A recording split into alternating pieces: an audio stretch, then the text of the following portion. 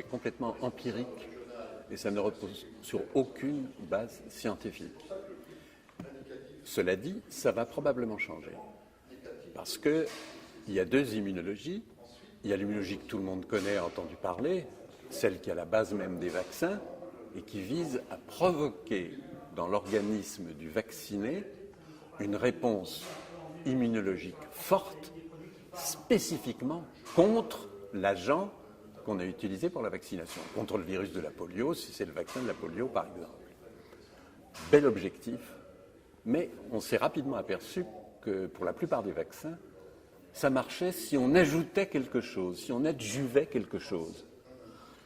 Des adjuvants, à mon sens, il y en a eu des centaines depuis 30 ans, 40 ans utilisés, sans jamais aucune étude publiée justifiant scientifiquement leur utilisation et nous disant « mais vous ajoutez ça dans le vaccin, pourquoi faire? Qu'est-ce que ça fait ?» Et la seule réponse est la réponse est plus forte. Mais pourquoi est-ce qu'elle est plus forte?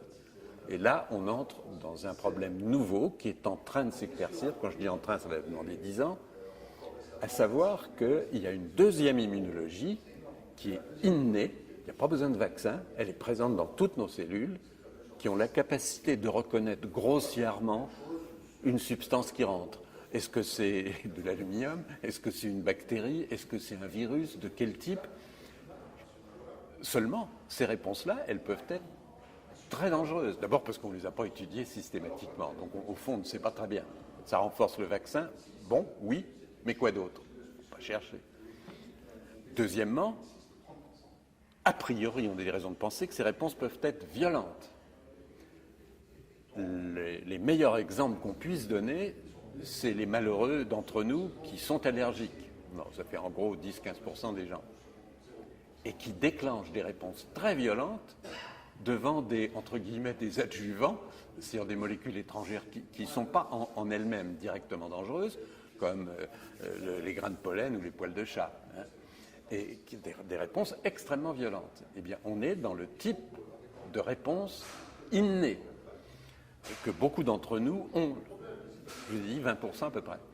Les adjuvants, ça déclenche aussi, on commence à le savoir, des réponses immédiates et qui sont susceptibles de renforcer la réponse immunitaire que cherche à fabriquer le vaccin. C'est en ce sens que ces adjuvants peuvent avoir un effet positif sur cette réponse immunitaire. Le problème, c'est qu'il y a tout lieu de penser petit a et petit b. Petit a, avec certains adjuvants, ça pourrait bien réduire au contraire la dépense immunitaire.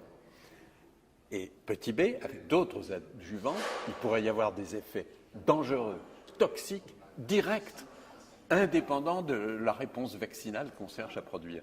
Et c'est là où on peut craindre que certains adjuvants soient éventuellement la source de pathologies graves chez certains sujets. Pas chez tous, mais on retombe sur le problème de l'allergie, ça ressemble beaucoup. Hein.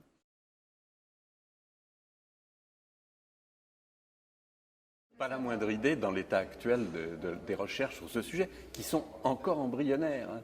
Le concept d'immunologie immédiate, si vous voulez, innée, il est en gros accepté depuis 10-15 ans. On lui a donné le prix Nobel il y a 2 ans. Bon, c'est vraiment quelque chose de, à l'échelle de l'histoire des sciences, c'est tout récent, c'est hier. Et on est très loin d'avoir analysé la totalité des réponses possibles de ce système qu'au fond, on vient de découvrir en nous-mêmes.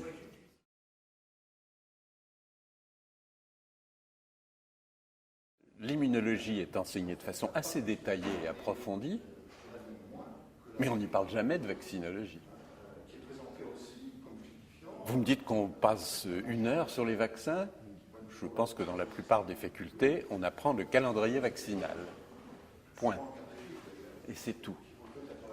Et c'est pas étonnant, parce que les immunologistes se sont intéressés au fonctionnement du système immunitaire normal. Aucun d'entre eux, aucun ne s'est intéressé au vaccin, à la vaccinologie. Je ne serais pas éloigné de vous dire qu'en 2013, on n'en sait pas beaucoup plus que Jenner ou Pasteur il y a 200 ans et 100 ans, et 100 ans, plus même que 100 ans.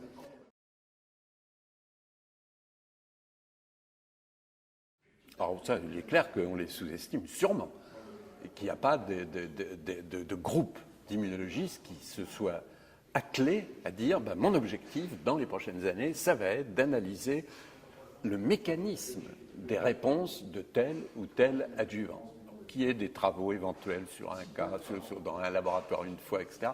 Il n'y a pas eu, comment vous dire, d'action concertée voulant répondre à cette question. Qu'est-ce que c'est exactement que la réponse au vaccin ? Et quel est le rôle de tel ou tel adjuvant? Parce qu'ils n'ont pas forcément le même rôle, hein, il faut voir. Et pour aller encore plus loin, je vous dirais qu'on commence à s'apercevoir qu'introduire un corps étranger, un antigène, dans l'organisme avec un adjuvant, théoriquement, ça entraîne une réponse vaccinale recherchée de défense qu'on sait. Mais quelquefois, c'est l'inverse.